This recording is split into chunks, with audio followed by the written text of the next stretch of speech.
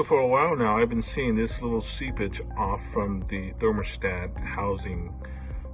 It hasn't really overheated or anything like that, but it does run a little hot. But through the summer, I didn't have any real problem with overheating.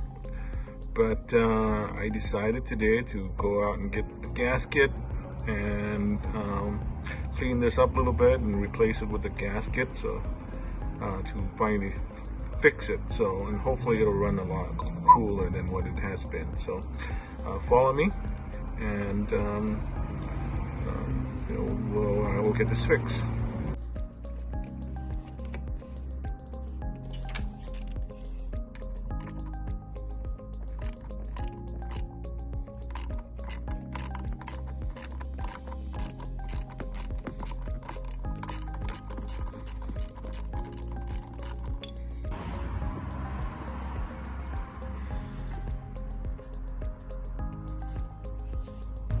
So as you can see, I took this out and the gasket looks pretty bad.